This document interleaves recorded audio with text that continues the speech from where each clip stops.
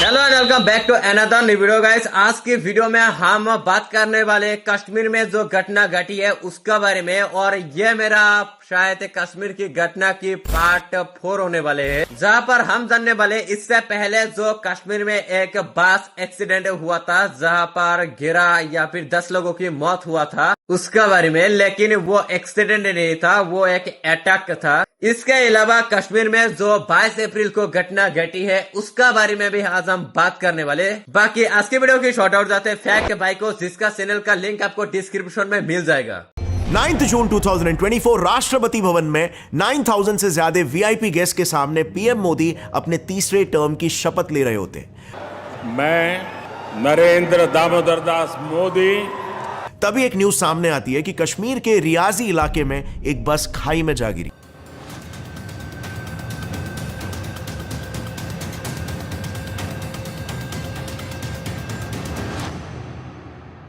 जिसमें कुछ टेररिस्टों ने मिलकर 10 मासूम लोगों की हत्या की और 33 लोगों को घायल कर दिया। इनका कसूर सिर्फ इतना था कि ये माता वैष्णो देवी के दर्शन करते हुए आ रहे थे। तभी इन पर कुछ दरिंदों ने हमला कर दिया और इन श्रद्धालुओं की बस खाई में जा गिरी, और तब भी उन टेररिस्टों को रहम नहीं आया और इन पर धुआंधार फायरिंग होती रही, जिसमें 10 लोगों की मौके पे ही मौत हो गई और 33 लोग घायल हुए। इसका बारे में शायद मैंने कल के वीडियो में थोड़ा बहुत हिंट दिया था इस बस अटैक के बारे में या फिर हमले के बारे में, लेकिन आज के वीडियो में हम वो डिटेल्स में जानने वाले हैं कि एक्चुअली में उस दिन क्या हुआ था।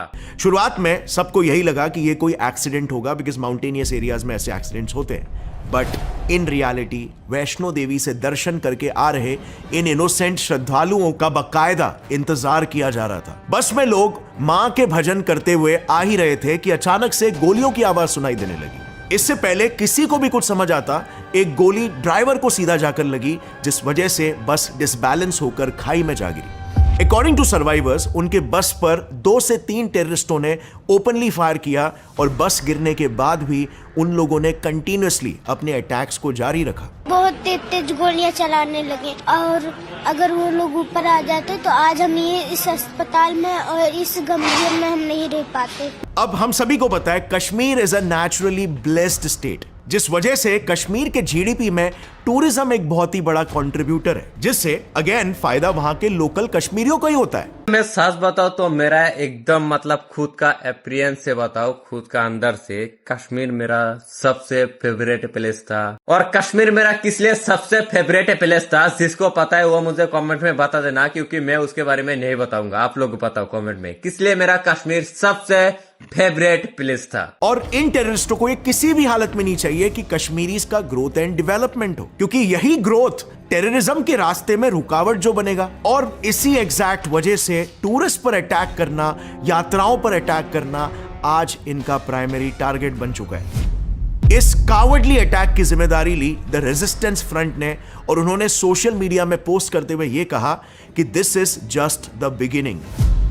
अब कश्मीर के इस एंटायर पिक्चर में, इस न्यू अपडेटेड डेवलपमेंटल पिक्चर में टीआरएफ कहां पर आता है? सो एक्चुअली में टीआरएफ का जन्म ही डेवलपमेंट के खिलाफ हुआ था, जब 5 अगस्त 2019 को इंडियन पार्लियामेंट में मेजॉरिटी के साथ आर्टिकल 370 को स्क्रैप किया गया। अनुच्छेद 370 के सभी खंड लागू नहीं होंगे, सिवाय खंड 1 के नामक तदनुसार पढ़ा जाएगा। इसके बाद से जम्मू एंड कश्मीर में होने वाले टेरर एक्टिविटीज में एक मेजर डाउनफॉल आया, जो कि नेचुरली पाकिस्तानी इंटरेस्ट को काफी ज्यादा हैम्पर करने लगा। अब ऐसे में पाकिस्तानी सीक्रेट एजेंसी आईएसआई को इंडिया में अपने काम को अंजाम देने वाले नए प्यादों को ढूंढना था। अब उसी वक्त की ये बात है जब आर्टिकल 370 स्क्रैप किया जा रहा था, तभी द रेजिस्टेंस फ्रंट नाम की ऑनलाइन ऑर्गेनाइजेशन काफी एक्टिवली इंडियन गवर्नमेंट को अपोज कर रही थी। डिजिटली ऐसे नेगेटिव नैरेटिव्स प्रमोट कर रही थी कि इंडियन गवर्नमेंट ने कश्मीर को ऑक्यूपाई कर लिया है, जिसकी वजह से कश्मीरी लोगों के साथ बहुत भेदभाव हो रहा है, और ऐसे ही नैरेटिव्स फैलाकर बहुत ही ज्यादा हेट स्प्रेड कर रही थी। और उसी टाइम कोइंसिडेंटली पैरेलली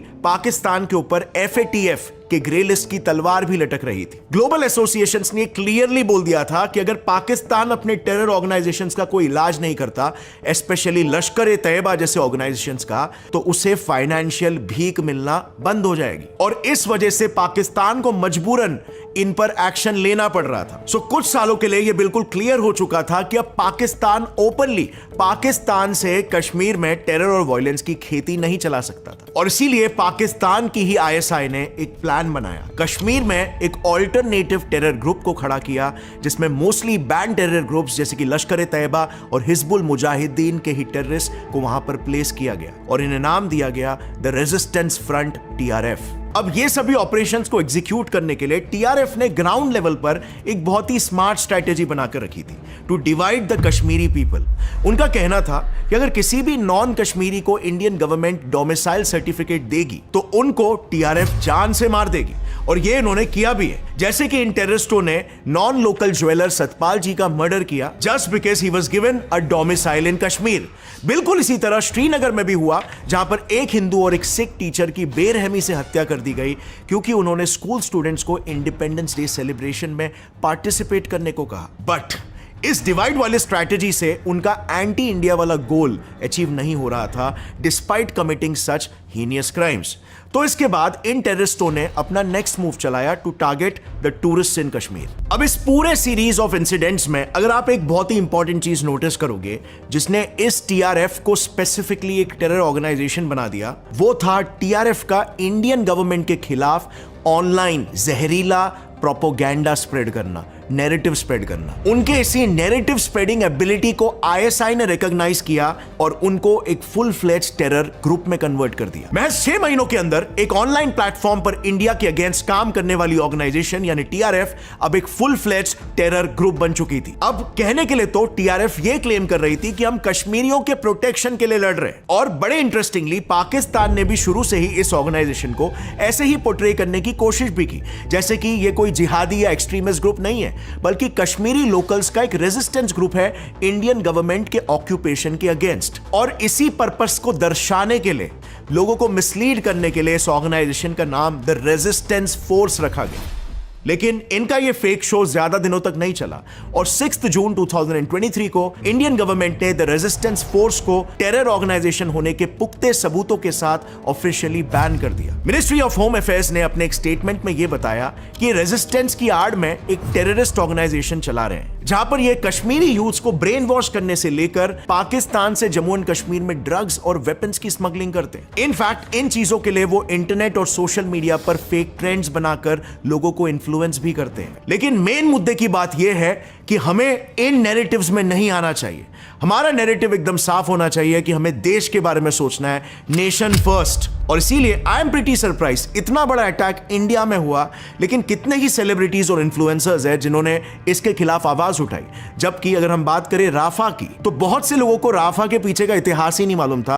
सच बताओ तो मुझे भी राफा के बारे में पता नहीं कि एक्चुअली में राफा क्या है।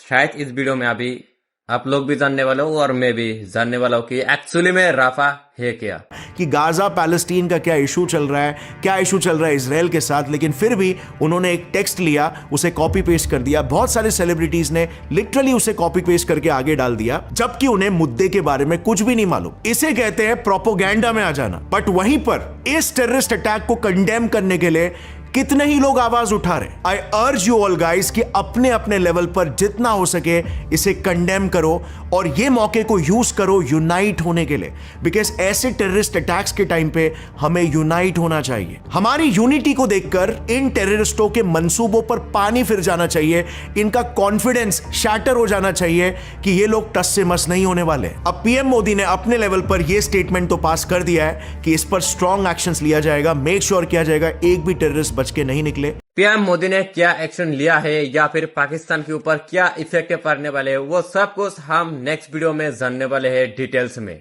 और उस एरिया को भी कंटेन कर दिया गया है, कोई अंदर नहीं आ सकता, कोई बाहर नहीं जा सकता। चाहे किसी भी प्रकार का टेररिज्म हो, चाहे वो हिंदूज पर हो या मुस्लिम्स पर हो या किसी भी कम्युनिटी पर हो, इस मौके पर सारे इंडियंस को यूनाइट होना ही चाहिए और यूनानिमसली इसे कंडेम करना चाहिए। Thanks for watching, take care everyone, जय हिंद। ये था आज के वीडियो। बाकी वीडियो कैसे लगा मुझे कमेंट में बताना। और नेक्स्ट वीडियो में हम ये जानने वाले हैं कि पीएम मोदी ने मतलब इस घटना के बारे में, इस घटना की वजह से क्या एक्शन ली और पाकिस्तान के ऊपर क्या इफेक्ट पड़ने वाले, वो सब कुछ हम नेक्स्ट वीडियो में जानने वाले।